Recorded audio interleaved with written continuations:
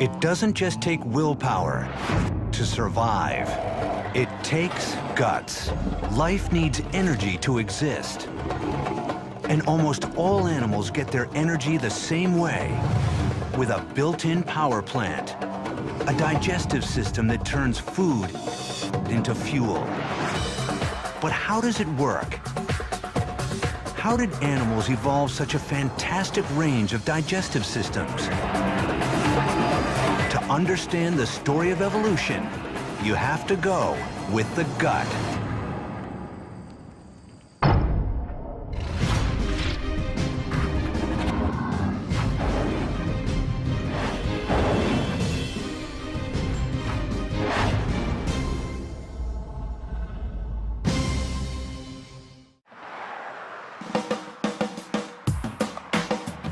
This is no ordinary night out for dinner. Oh, here it comes, ladies and gentlemen! It's a celebration of the powers of the gut. Oh my God! These competitive eaters may eat 20 pounds of food at a single sitting. Ladies and gentlemen, are you ready? How do they do it? It's time to start. With the help of a biological factory inside their bodies. The product of 500 million years of evolution.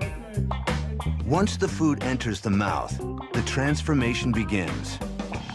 As food is chewed, moistened, and broken down with saliva, our tongues mold it into soft pellets that we can swallow.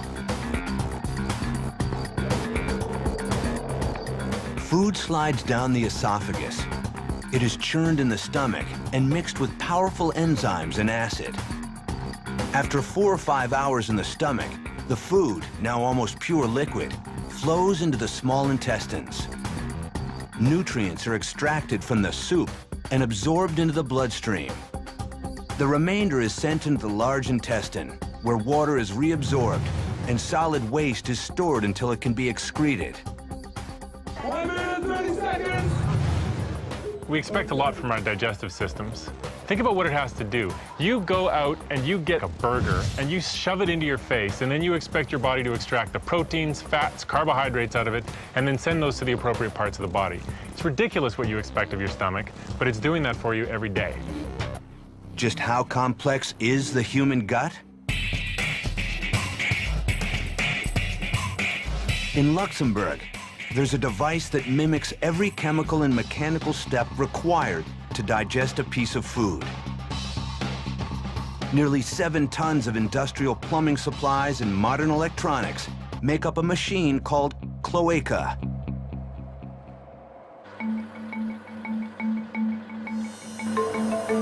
It is a machine that eats, that digests, and it goes through all the same process that we have in our body.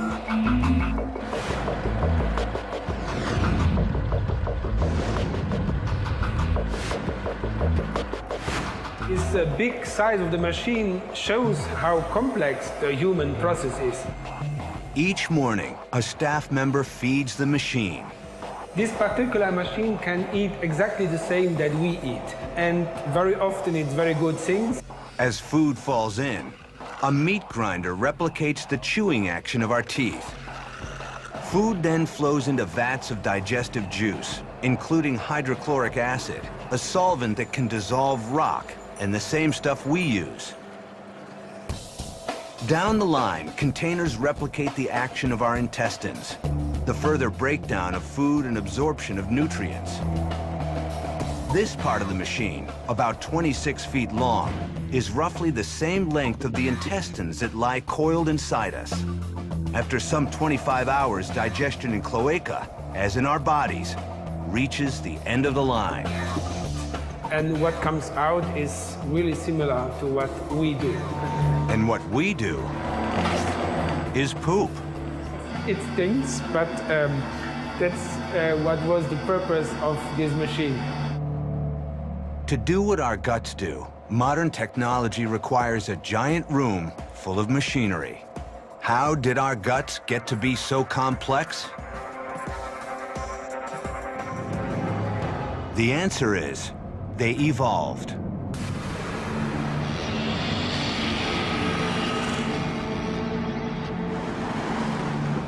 Life today is the result of billions of years of changes, mutations, and natural selection.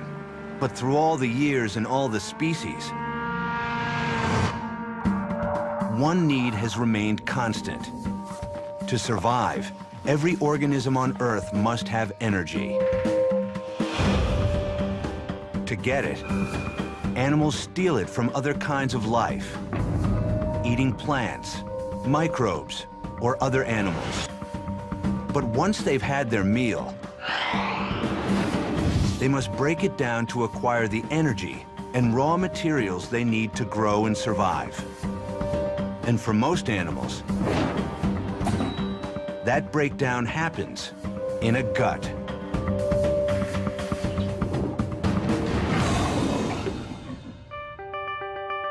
So the evolution of the digestive tract is an important component of the history of life.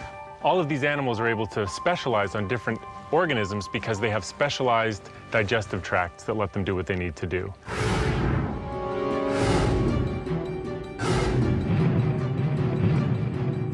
The earliest ancestors of animals had no mouths or stomachs. They were microorganisms that simply engulfed each other for energy. Then, some 575 million years ago, life got interesting. Frozen in time, on what today is the coast of Newfoundland, organisms unlike anything alive today. These were the planet's first multicellular life forms, the Ediacarans, things so mysterious that researchers have been unsure if they were plants or animals. Some of them are tiny, but some of them range up to 2 meters in size. What we're looking at here is when life got big. To identify these ancient organisms, paleontologists Guy Narbonne and Marc Laflemme have come to the Royal Ontario Museum to study a rare trove of Ediacaran fossils. One of our first instincts is to try and compare these to organisms that are familiar to us, organisms that we know. In terms of construction, they're very unique. They're built up of basically small little modules that have no modern counterpart, and there's absolutely nothing in modern animals that look anything like this. Some Ediacarans were fern-like, while others were disc-shaped and lied flat on the sea floor. While their shapes have led some experts to speculate that Ediacarans were early plants, Oh, the detail's exquisite. their ancient habitat tells a different story. More than 500 million years ago, the site where these Ediacarans died was a very different world. And the one thing that tells us they most definitely were not plants is the environment. Analysis of the sediments here revealed that Ediacarans were living almost 1 mile underwater in a place of permanent darkness. There wouldn't have been enough light down there to read the headline in a newspaper, let alone have active photosynthesis like a plant needs. They may have looked like plants, but their ability to thrive in a sunless world has led Narbonne and Laflemme to conclude that Ediacarans were actually animals, the very first on Earth. If they were animals, how did they eat? These are the first large feeders in Earth history, and they got their food from the water. We don't see any evidence that any of them could move. They had no muscles, no guts, no eyes, no brains. They simply absorbed food from the water column and then transmitted it to the rest of the organism. Fixed to the sea floor, they could not search for food. Ediacarans competed for it by getting bigger. They were trying to maximize their surface area, how much of their body was actually in contact with water, so that they could maximize the amount of nutrients that were absorbed in that way. For 30 million years, Ediacarans dominated the seas. But then, in a sudden evolutionary shift, life on Earth changed forever. The Ediacarans disappeared, devoured, it's thought, by new kinds of animals equipped with new kinds of organs and a whole new way of eating. for the first time in the history of life, Earth got guts.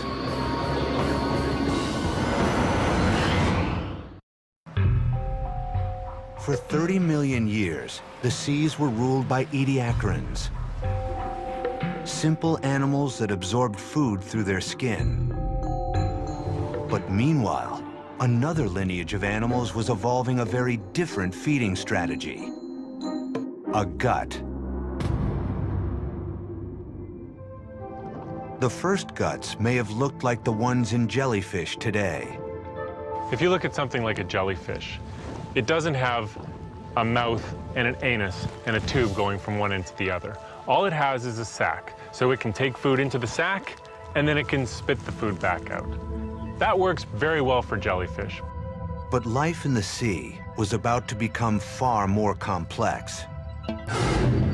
The ediacarans disappeared, overtaken by an entirely new array of creatures, born in an evolutionary event known as the Cambrian explosion.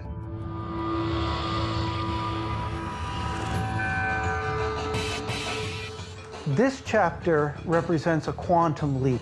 This is probably the most important evolutionary event in the history of our planet. With the advent of predators, we basically start off with an arms race.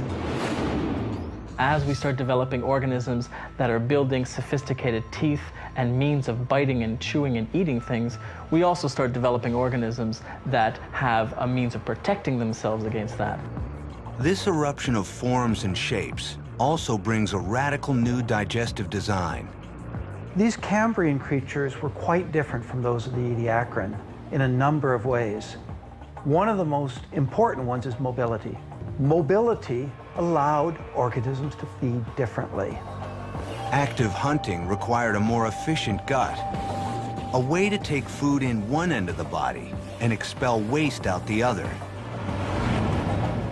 What evolved was a tube with holes at both ends, the basic blueprint of our own gut.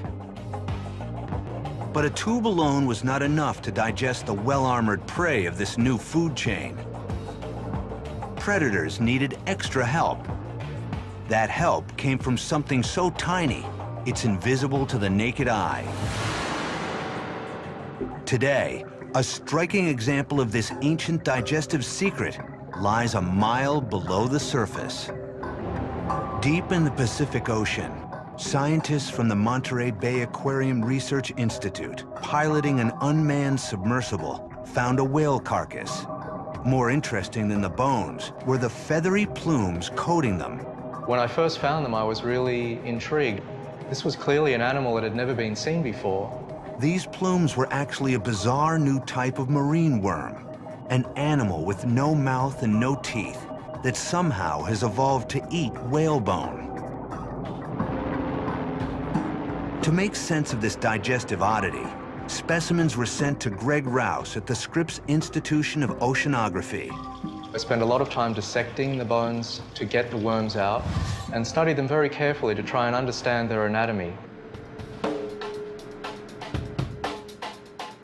What was really interesting was that we couldn't find any gut. There was no mouth, there was no digestive system. So we were really intrigued as to how these worms were able to get their nutrition. Without a digestive system, how could these worms eat solid bone? When we started to dissect open these roots, to look at them very closely, they were full of bacteria. And this gave us a vital clue. Rouse discovered that the worms themselves weren't eating the whalebone, but slowly burrowing inside it. The worms were providing access to the whalebone for the bacteria. They were drilling into the bone and taking the bacteria down in their roots. Though Rouse is still investigating exactly how they do it, it's clear the bacteria are digesting the proteins and fats in the whalebone. These bacteria were working with the worms in a symbiotic relationship, breaking down the whalebone, and in turn, the worms were then eating the bacteria. So they didn't need a gut, they were actually deriving all of their nutrition through these bacteria that were devouring the whalebone for them. Long ago, bacteria, the very first life on Earth, evolved enzymes to break down all manner of organic material. When the first animals emerged, bacteria would find shelter in their guts. In return, bacteria broke down the food that animals could not digest themselves. So one of the intriguing questions that we have is how this cooperation could have evolved. And it appears to have occurred several times in evolutionary history. It seems to appear when there is a source of nutrition that's difficult for animals to directly exploit. Over 500 million years later, bacteria are still essential for digestion in nearly all animals. We carry some 10 trillion microbes in our own guts, which help us extract nutrients from our food. Bacteria were essential for digestion in one of the animal kingdom's most successful lineages. Creatures with backbones, our own ancestors, the first fish, evolved into fast-swimming predators. With powerful eyes and other senses for hunting, fish also evolved a more sophisticated gut. No longer a blind pouch or a simple tube, but the first proper stomach. When the stomach shows up, you get to pass food past different parts of your digestive tract in a certain order so you can be much more efficient about breaking the food down and getting the good stuff out of it. This powerful digestive engine opened the way to bigger, more complex animals. New kinds of food created new evolutionary opportunities. 375 million years ago, one lineage of fish discovered a whole new world of opportunity. On land, some land vertebrates would evolve guts for eating leaves, while others would eat insects. They, in turn, would be eaten by other animals. Eventually, the biggest guts on dry land would evolve to fuel one of evolution's great triumphs: the dinosaurs.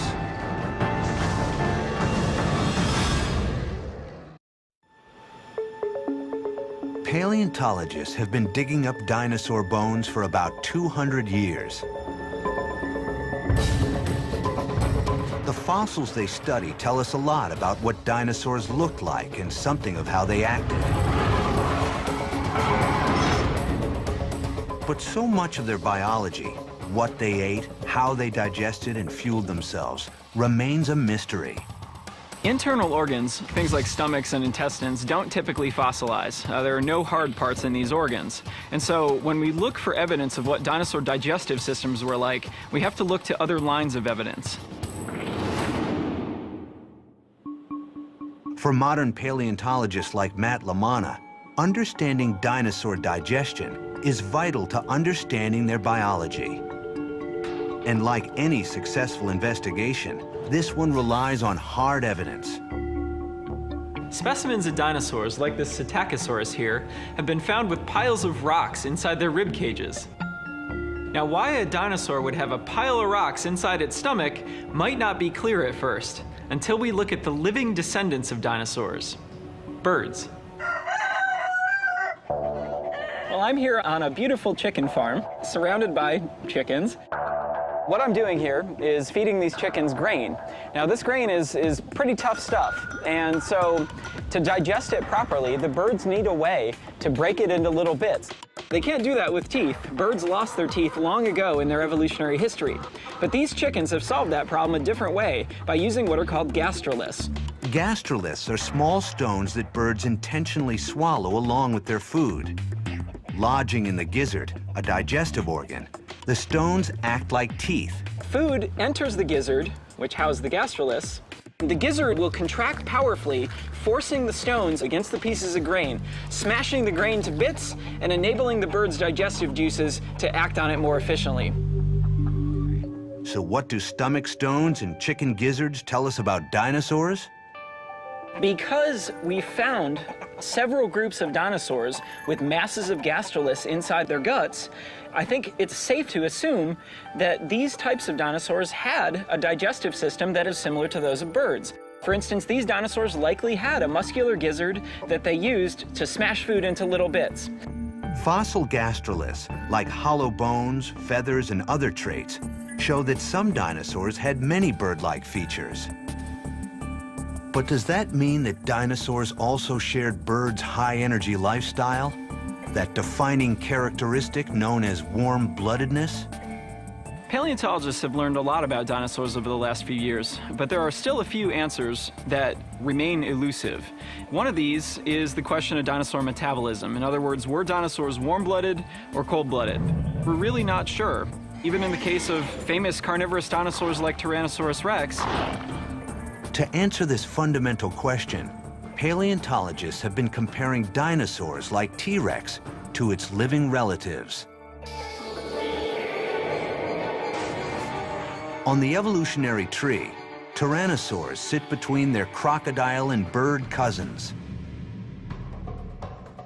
To many experts, they are less like birds and more like cold-blooded crocs and alligators, able to fast for long periods between meals and then binge voraciously, swallowing giant pieces of meat and bone, holding it all in their gut for days as enzymes break it down.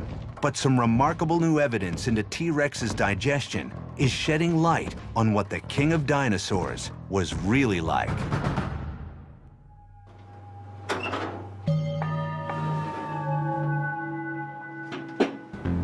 University of Colorado paleontologist Karen Chin is an expert on dinosaur digestion. She doesn't work with fossil bones. She studies something else the dinosaurs left behind. What you see in front of you right here look like just a bunch of large irregular rocks, but these are very special rocks because these are actually fossilized dinosaur feces. Fossil feces are actually called coprolites, and they can tell you quite a bit about ancient animals. Dinosaur coprolites are rare, but each one can reveal important clues to how dinosaur digestion actually worked. The recent discovery of 2 large tyrannosaur droppings has allowed Chin to make some surprising discoveries. To see what the tyrannosaurs were eating, Chin looks inside a piece of the mineralized dung. The specimen is packed with telling clues. This is a piece of a bone fragment here. These white circles show where there were blood vessels going through the bone, and the pattern tells us a lot about the victim, the animal that was eaten. The evidence suggests that these are the remains of a large plant-eating triceratops. But more important than what the tyrannosaur ate was how it ate. The interesting thing is that they did have quite a bit of bone in them, indicating that they were not picking around, avoiding tooth-to-bone contact. They were just munching anything. At first glance, the presence of bones confirmed that tyrannosaurs had cold-blooded eating habits.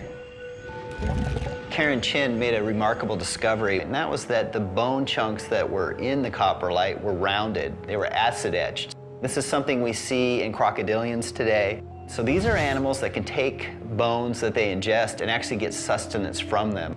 Most animals can't do that. But inside the second tyrannosaur coprolite, Chin found a different clue.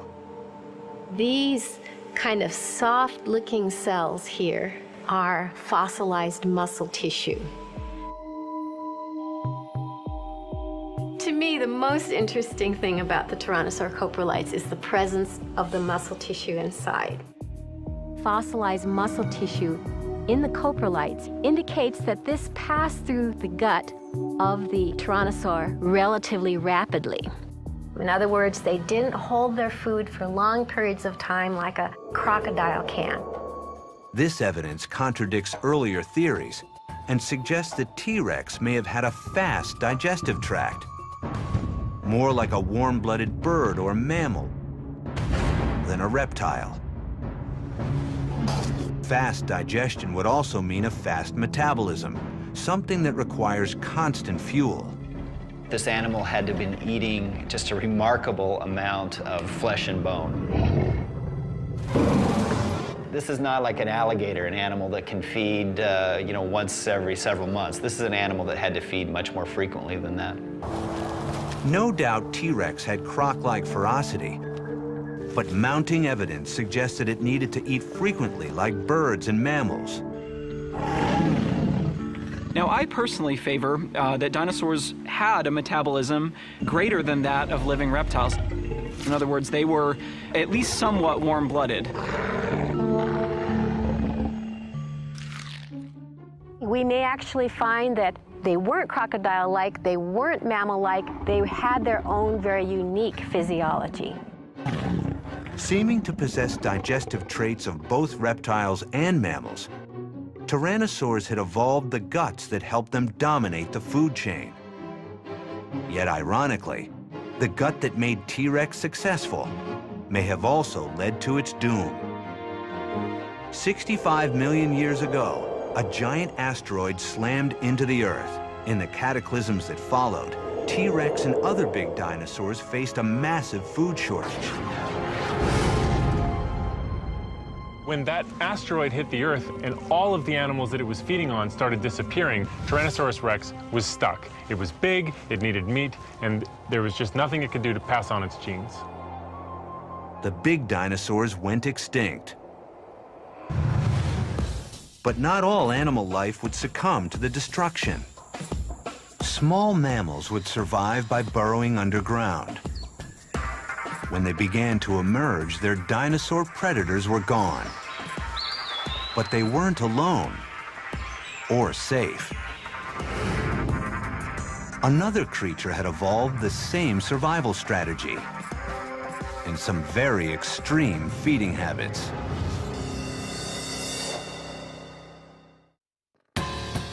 In the early days of mammals, one type of lizard evolved to take advantage of the bountiful food source. Rather than lunging after its prey, it lost its legs and slithered. Cold-blooded and slow-moving, it came up with a radical new approach to feeding as well. The snake doesn't chew its food. It doesn't have the teeth or jaws for that job. Instead, snakes swallow their victims whole. How do they do it? And why have they evolved this extreme feeding strategy? At the University of Alabama, Stephen Secor is investigating the evolution of Burmese pythons.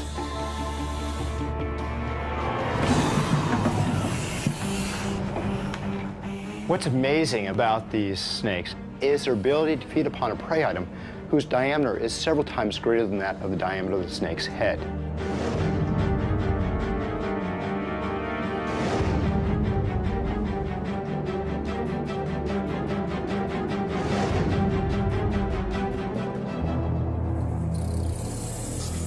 This snake can swallow whole animals because its digestive tract makes up almost 90% of its body. It is essentially one long gut. But once the swallowing is done, the hard work begins. How does the snake transform the rat into energy?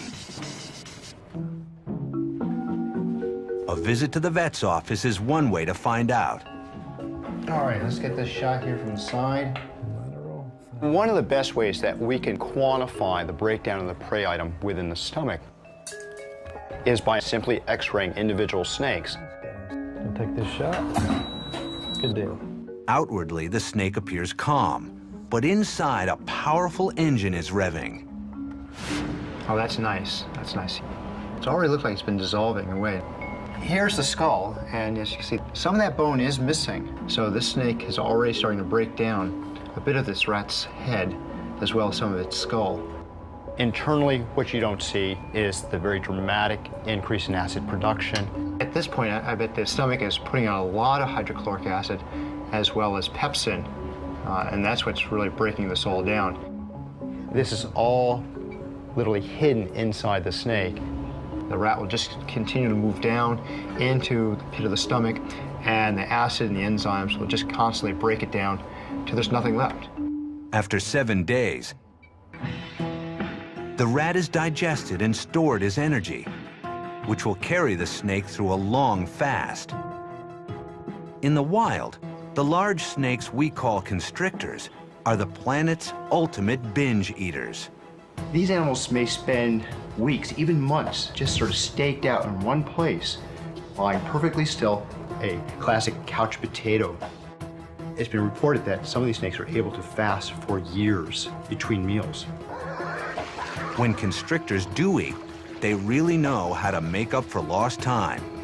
Pythons commonly ingest prey that weighs a quarter or more of their own body weight. That's like a 200-pound man eating a 50-pound steak. But even with the immense meals these snakes are able to consume, how can they survive for so long without eating? Secor has discovered that snake guts come with a special feature, an on-off switch. We see this very dramatic turning on and turning off of the gut. A number of their organs are literally shut down during these periods of fasting. Having saved precious energy in between meals, pythons can jumpstart their stomachs when opportunity walks by. To understand how the snake actually pulls this off, Secor magnifies a section of the python's small intestine 15,000 times. The microscope reveals the snake's microvilli, the finger-like extensions that nearly all animals use to absorb nutrients. So in mammals, including humans, the microvilli don't change with feeding and fasting. They maintain their same length, same position.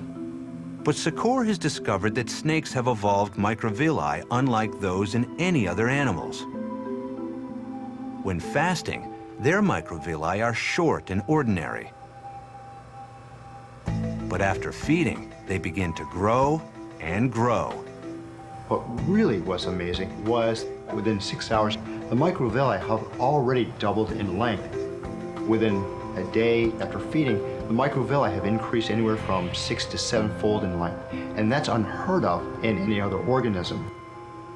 As the microvilli grow, they increase the surface area of the small intestine exponentially. And the rat, that has been turned into liquid energy by enzymes and stomach acids, is thoroughly absorbed by the snake. After 7 days, the process is complete, and microvilli shrink back down. We can do a lot of studies in the lab to figure out how things occur. How is it that the intestine turns on and turns off? But the real question is why? Why do these traits exist? In a world where your prey is faster than you are, conserving energy is vital for the constrictors. It's a very nice evolutionary mechanism to basically expend longer periods of time without eating, letting their stored energy fuel their metabolism. And it's just a good strategy for feeding, for digesting, for surviving. Snakes aren't the only animals that have evolved extreme guts to cope with a difficult diet. 20 million years ago, in the Miocene epoch, a global cooling trend led to some dramatic environmental shifts. There was a huge change where big forests all of a sudden turned into grasslands. And so animals that were very, very good at browsing on trees that had been doing great up until the Miocene, there was all of a sudden a very, very new set of rules about what was good and what was bad.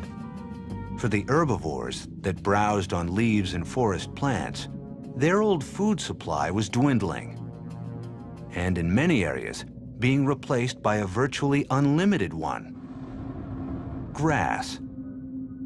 But eating grass posed serious problems back then. It offered little cover from predators, and even more fundamental, grass was virtually indigestible. Grass might be plentiful in a grassland, but it's very, very hard to eat. It's hard to eat because it's got very little nutrient in it. What nutrient it does have is bound up in undigestible, starchy cellulose material. But some mammals evolved a solution. Ruminants, including the cow, live today on a diet of grass. What was their digestive solution? You can see it inside one kind of very special cow. Just like any other cow, Rose has an amazing stomach. How do we know? Rose offers us a window into the stomach, literally. She is a fistulated cow. With a surgical opening in her side, Rose is a research animal living at Cornell University. You just pop the plug in there so that we can gain access to the large compartment of the stomach, the rumen. A painless process for the cow has given scientists like Debbie Cherney an unprecedented glimpse inside one of the most complex digestive systems on Earth. But to do its job, Rose's gut is more than intricate, it's massive. Her first and largest chamber, a giant fermentation tank called the rumen, can hold over 250 pounds of soggy grass. She also produces 55 gallons of saliva a day. So it's a very large compartment to hold all this material so it can digest it slowly. In an 80-hour journey, grass travels through 4 chambers that progressively break down cellulose, extract energy, and absorb water. In all ruminants, this digestive odyssey begins with a unique behavior known as chewing the cud. When she's done eating, she'll ruminate. She spits up her food. She spits it up in the back of her throat. She'll swallow to squeeze out any water that's in there, and then she'll chew her food. Why this complicated eating behavior? It may have originated as a way to avoid predators, to have a meal without becoming a meal. Since they are a prey species, if they eat quickly and then go someplace out of the open and chew in a safe place, then more of these species would survive. But to digest grass, ruminants needed more than a big and elaborate digestive tract. They also used the Earth's original digestive aid, the tiny stowaways so many species carry inside them.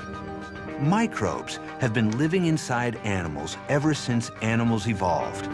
But the cow has taken it to a new level.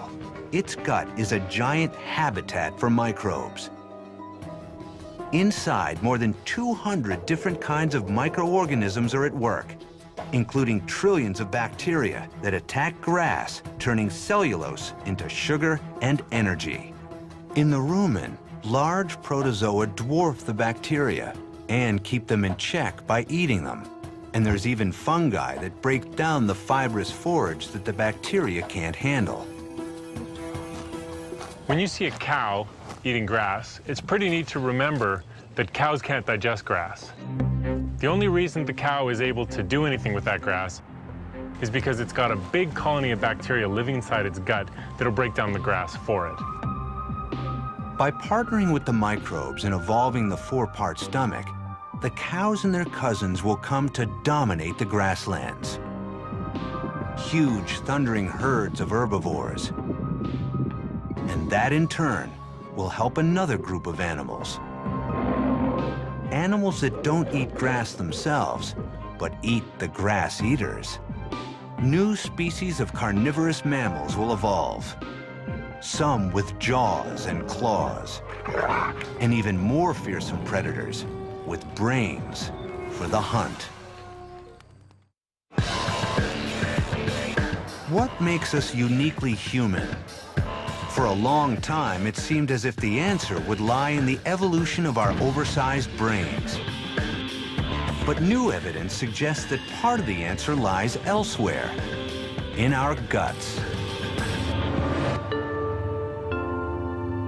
Harvard anthropologist Richard Wrangham has spent his career studying chimpanzees, apes, and human origins. Before about 2 million years ago, our ancestors were members of a group of animals that we would think of as apes nowadays. If we saw them, we would not be inviting them to dinner. We would be watching them in zoos or in national parks. And they were these things, the Australopithecus. Australopithecus was short, with an ape-like brain, jaw and teeth, and gut. And then in this relatively short space of time, that species gave rise, among other things, to the things that became us. These new hominids were our direct ancestors. It's believed that over hundreds of thousands of years, an evolutionary blip, the brain capacity of these new species grew to twice that of Australopithecus, while their teeth and stomach shrank. So here we got the big problem. We got a big-toothed, small-brained ape that becomes a small-toothed, big-brained human. How did this happen? Wrangham believes that all of these changes had the same cause: a radical change in diet. There's this fascinating question about what is the relationship between diet and the size of the brain. Where do you get the energy to fuel the big brain? Each organ in the body demands its share of energy. The digestive tract and brain are particularly greedy. If a species could evolve smaller guts, maybe it could evolve bigger brains. How did our ancestors shift from big guts to little ones? Conventional wisdom says these guys learned two things. They learned to get more meat, and they learned to use tools to get at the meat. We know they were using tools like this to cut the meat. And probably this same kind of tool could be used to pound the meat, give you something more like steak tartare, and that would make it much easier to eat.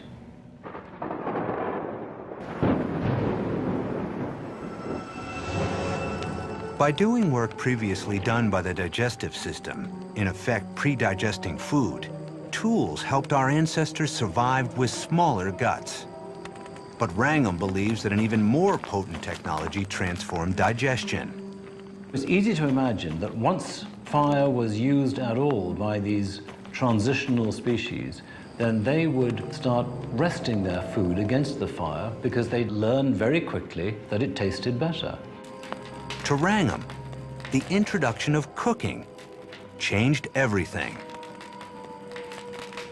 It allows us to get more energy out of our food with less effort. I think you can regard it as one of the greatest improvements in the quality of the diet in the history of life, and certainly among all the primates. How could this new technology, cooking, give us bigger brains? To test his theory, Wrangham is collaborating with an expert in animal digestion, Stephen Secor.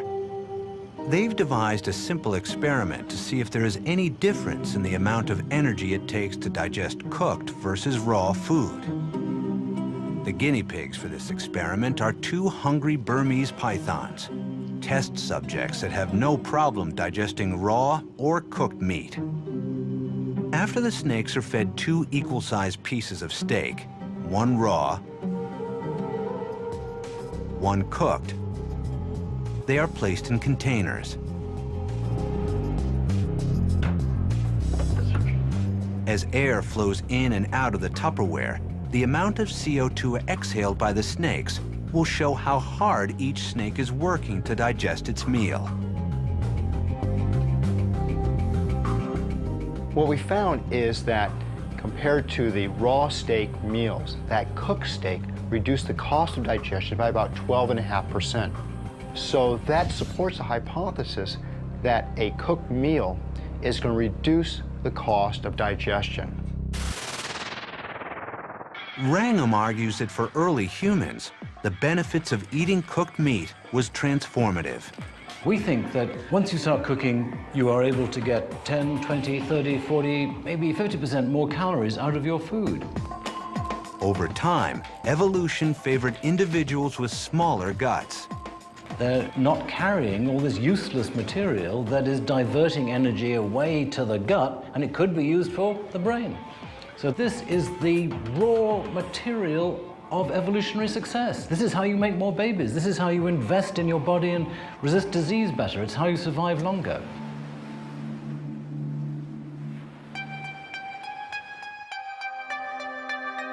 From the dawn of the animal kingdom, from simple pouches to tubes complete with stomachs, to digestive systems that could fuel a behemoth or let a mammal live on grass, guts have been at the center of evolution. And now, a new way of digesting food has allowed a new kind of animal to walk the earth, us.